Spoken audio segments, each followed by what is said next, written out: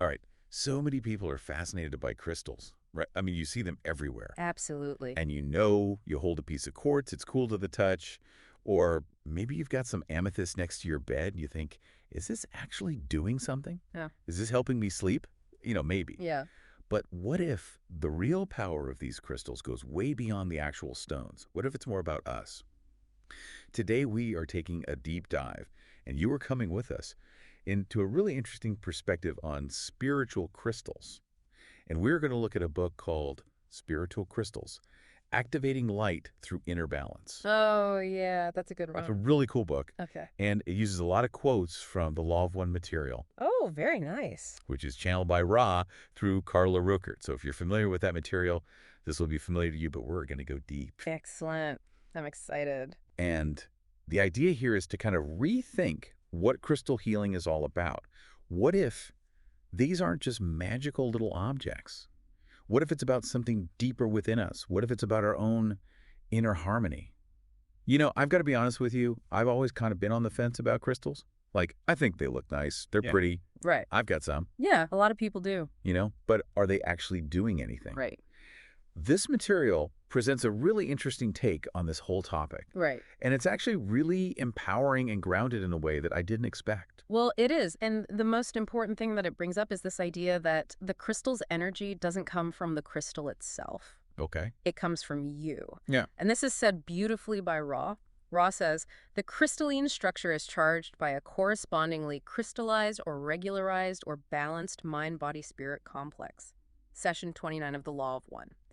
This is the key to understanding crystals. So the crystal itself isn't like emanating this energy. It's not plugged in. It's more about the person. Right, the person is plugged in. That's interesting. So, okay, let's unpack that. Yeah. Because that's like the foundation of this. It is. So crystals are amplifiers, not initiators. They don't just make energy appear. They amplify what's already there. Right. Kind of like, a microphone. That's a perfect analogy. Right. A microphone amplifies your voice. But if you're not saying anything, Nothing's coming out. there's nothing to amplify. Right. So the crystal's the microphone, and you're the one speaking into it. Exactly. You're the course. And this idea is really captured by this quote. Let me find it here. The use of the crystal in physical manifestation is that use wherein the entity of crystalline nature charges the regularized physical crystal with this seeking. So what's that even mean? Well, what it means is that you have to have an intention. You can't just hold a crystal and expect it to do something. So like a regularized physical crystal, that's just like a normal crystal. Yeah, just a normal crystal. But we have to have the seeking, the intention. Yes, exactly. Yeah. So that's really interesting. So it's not about finding the most expensive, the biggest, the prettiest crystal. No. It's about us, It's about you, your energy. our energy. That's what makes the crystal work. Okay. So what does it even mean to be a crystallized being? Because the source refers to this a lot. Right. It says, imagine you're a gemstone. Okay. A gemstone is structured. It's integrated. It radiates light. Beautiful. It's strong. Yeah. It refracts light. Mm. So, we are kind of like gemstones. We're on this path. We're becoming. We're becoming. We're always in process. We're always in process, right? Yeah. We have our own unique, cut. Yeah. And that reflects our individual journey. So everything that has happened to us, everything we've learned. Right, that's part of your crystalline structure. It's unique to you. So it's not just about who we are. It's also about, integrating it all. It's about the work you do on yourself. The more you become aware of yourself, the more balanced you become, the more your energy can flow. So what are some ways people can cultivate that? Well, it's really about aligning the mind, body, and spirit. So meditation is great for the mind, Okay. quiets the mental chatter. For the body, exercise, yoga, anything that gets the energy flowing. Yeah. And for the spirit, connecting with something greater than yourself. Nature, art, spiritual practices. Okay, so that's interesting. So, Wow. and that kind of leads into this idea that the real gateway is inner coherence. It's not enough to just hold a crystal. No, the crystal is just a tool. We need to have balanced intentions, spiritual alignment. Right. The source says, and I'm quoting here, this balance is what is necessary for work to be done in seeking the gateway to intelligent infinity through the use of crystals or through any other use.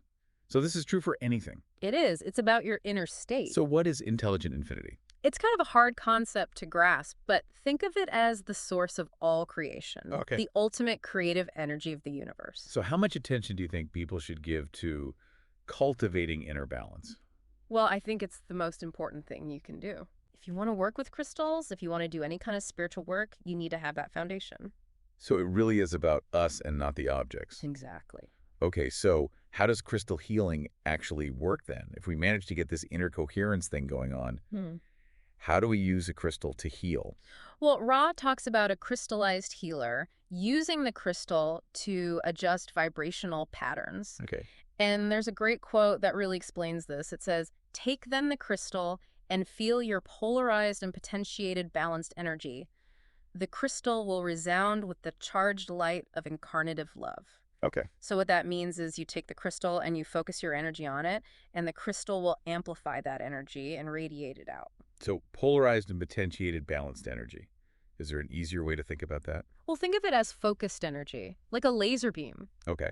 as opposed to, like a light bulb that's just shining light everywhere. So we're focusing our energy into the crystal. Right. The crystal amplifies it, and it offers the person receiving the healing an opportunity to shift their own energy. Exactly. It's about offering a possibility. So what kinds of things would be considered distortions in our energy? Well, anything that's blocking your energy flow, Okay. so limiting beliefs, Uh-huh. unresolved emotions, trauma, Okay. lack of self-awareness, Okay. all of those things can create distortion. So it's not about like zapping away an illness. It's about It's about helping the person to heal themselves. helping the person to heal themselves. Yes. Okay. So that's interesting. So now let's talk about charged crystals.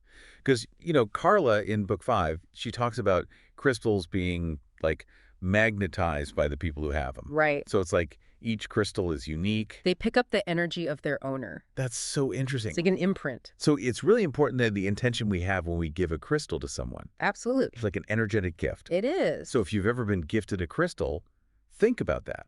Think about the person who gave it to you. Their energy is in that crystal. That's really cool. And this connects back to this idea of crystals being frozen light Yeah. and being these resonant gateways. So Ross says, take then the crystal and feel your polarized and potentiated balanced energy channeled in green ray healing.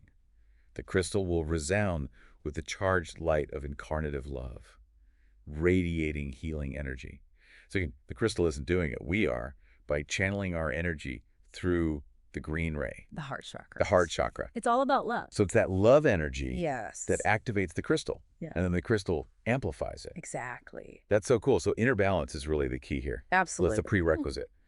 Ross says, to use the crystal to tap intelligent energy, it is necessary to have a partially undistorted mind-body-spirit complex. So we need to do that work. You have to do the inner work first. And they say there's no magic number for how pure you need to be. But we each have our own point of balance where we resonate with the energy. Yep. Okay. So how do these crystals actually act as gateways to intelligent infinity? Well, Ross says it's born from sympathetic vibration in balanced state, combined with the will to serve and the will to seek. So we need to be balanced and we need to have the right intentions. Yes. Okay. And then Ra gives this really interesting analogy. Okay. They say, this crystal serving as an analog of the violet ray of the mind-body-spirit in relatively undistorted form. So violet ray beingness, that's our soul's energy. It's your unique signature, your soul print. So the crystal is like a reflection of our own inner refinement. It's a mirror. That's pretty wild. It is. So it's not just us using the crystal, it's like the crystal and us together forming a bridge. We become one. That's a really cool way to think about it. So when it comes to healing, it's a two-way flow, but there's always choice involved. Always. So the crystal, amplified by the healer's energy, offers the person being healed a chance to shift their energy, but they have to choose it. They have to be willing. It can't be forced. No. That's really important. It is. It's about free will. Okay, so crystals are powerful tools, They are. and the source gives a warning about that. Great. Ross is trying to work with powerful crystals without understanding the subtle energy bodies is like a beginner trying to build the Vatican with basic tools. It's a good analogy. Right. And they talk about the great art in the use of the swung crystal and how it requires skill. So we need to approach this with respect, not just jump in thinking we're masters. Right. You need to learn the basics first. It's like anything. We need to learn, practice and respect the energy we're working with. Absolutely. It's not a shortcut to enlightenment. Yeah, It's a path. it is. So the source says crystal healing is initiatic work. It's a path of purification. And charging crystals for healing requires a purified channel, a relatively crystallized healer. So someone who's done a lot of inner work, Someone who's balanced. right? They say, without the relative crystallization of the healer, the crystal will not be properly charged. And this, of course, takes initiation. So this is deep stuff. It is. It's not something you just pick up on a weekend workshop. No, it's a lifelong journey. This is a path. It's a way of life. Right. Okay? So this is where it gets really interesting. The source talks about pyramids Okay. and how they were used for initiation. Right. These large pyramids, built with the forces of one, were charged by crystals and initiates to balance the incoming energy of creation with the distortions of the planetary mind. It's like a planetary acupuncture system. Wow. They were used to harmonize the Earth's energy. So it's not just about us, it's about the planet. It's about everything. So when an adept uses crystals, they're accessing intelligent infinity. Right. Ross says, the crystal enables intelligent infinity to become intelligent energy when charged by a crystallized being. So is that mirror analogy again. The crystal reflecting the refined mind-body spirit, acting as a bridge to manifest light. The adept is like a conduit. But they say we need to be careful because using concentrated power like that, without being a crystallized being or having the wrong intentions or using the wrong configuration, can actually cause distortions. Right. So purity is crucial. It's essential. So how do we even get started on this path? Well, Ra gives us a very clear instruction. Okay. They say, you first, as a mind-body-spirit complex, balance and polarize the self. Then take the crystal. So we do the inner work first. Then the tools. Then the tools. To activate the crystal, activate the self. I love that. That's it. That's the key. It is. So pyramids can enhance crystal work, but they're not actually essential Right. because of what's called seniority of vibration. Okay. So as we evolve, we become less vulnerable, and we can become conscious channels ourselves. We become the pyramid. Wow. You don't need the external technology anymore. That's pretty amazing. And there's this cool idea about gifted crystals Oh, yeah. and how they carry a special signature of love. It's a beautiful gift. The advice is to cleanse them in salt water and then magnetize them for your own use through meditation, asking that they be blessed for service. That's a lovely practice. It is. So the intention and the love are really important. They are. Okay. And going back to healing, the green ray, the heart chakra energy is really important. It is. The source says the crystal sings when the healer transmits through that ray. It's the healing frequency. So love and compassion are at the heart of healing. They are. And the crystal helps us focus that energy. It amplifies it. Okay. And again, they say no crystal without crystallization. So the healer's inner balance is essential.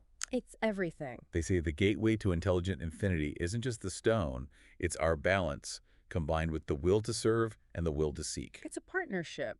So the crystal amplifies our energy flow, like a laser beam of intention. It's a focused beam of light. And what's being amplified is our own soul print, our violet ray beingness, mirrored into the crystal. And that's what creates healing. And here's something really cool. I love this part. They say the chakras themselves develop into crystal structures over time. It's amazing. The green heart center is lotus-shaped. The indigo brow chakra is 3-petaled. And the violet crown chakra is 1,000-petaled. Wow. So healing is crystal meeting crystal. We're all crystalline beings. That's so cool. They also say that flawed crystals can still be powerful. It's the harmony between the healer and the crystal that matters. Right. For personal healing, resonance is more important than size, although larger crystals might be used for planetary work. Right. And for beginners, they recommend starting with less powerful crystals to map your own energy field. It's like learning to walk before you run. Exactly. So how does the healing actually work? Okay, so you take the crystal, feel your balanced green ray energy flowing through you and into it. Okay.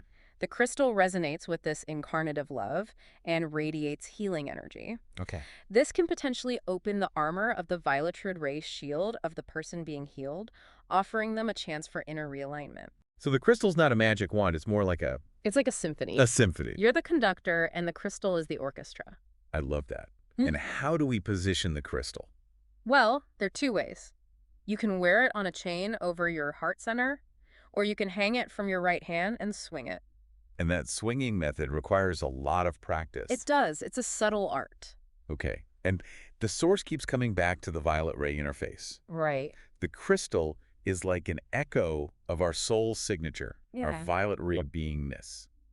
And to cultivate that wholeness, they say we need to work on the threefold disciplines of the personality. Which are? Know yourself, Okay. accept yourself, Uh-huh. and become the creator, Those are powerful. right? And again, real healing is about offering a choice. We Always. can't force it on anyone. Yeah. The person has to choose to heal themselves. Right. And they use this really cool analogy of a magnet with two poles to describe the magnetism of spirit.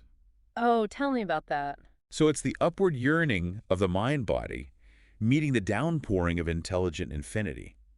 And activation happens when our will to serve connects with that inpouring light. So we have to reach up and the universe reaches down. Exactly. The crystal helps us to make that connection. And they say not a lot of people master this path because it requires initiation and persevering through the distortion leavings. It's not easy work. No, it's not for the faint of heart. Right. And they talk about the crystallized healer being like a living pyramid, Oh, wow. with energy circulating through their centers and radiating healing energy from their right hand through the green ray. So we become the pyramid. We embody that sacred geometry. That's amazing. Right. And again, they talk about the violet ray as that soul signature. Our unique blueprint. And healing is about offering realignment of those energy centers. The bridges between mind, body, and spirit. And the adept, the master healer, connect the microcosm and the macrocosm, becoming a living channel of love and light. And the crystal is most effective in the hands of someone who has cultivated that inner stillness and devotion. They even say green ray thoughts are beings. That's powerful. So how do we train to become this kind of healer? Well, it's back to the threefold disciplines. Okay. Knowing yourself, understanding your body, and integrating your spirit. So it's a complete refinement of being. It is. And they say the spirit complex is the integrator, making the crystal interface most effective when our spirit is activated. Yeah, it's all connected. And get this, advanced healers can use their own indigo and violet ray bodies for healing. Their light body. Their light body. Wow. They say the light body is the most advanced crystal we'll ever possess. Oh, we are the crystal. We are the crystal. And they talk about white magic and how it's about union with the creator, radiating through the adept's life and leading to service. It's not about control. It's about love. So true crystal work isn't about power over others. It's about communion. And they come back to pyramids and how they can enhance crystal work by interrupting energetic armoring and allowing the crystal to manipulate energy centers with amplified light. But they say a crystallized healer is absolutely necessary to avoid causing harm. Right, because the power can be misused. And they say the crystallized healer becomes a portable pyramid. We embody the sacred space. That's amazing.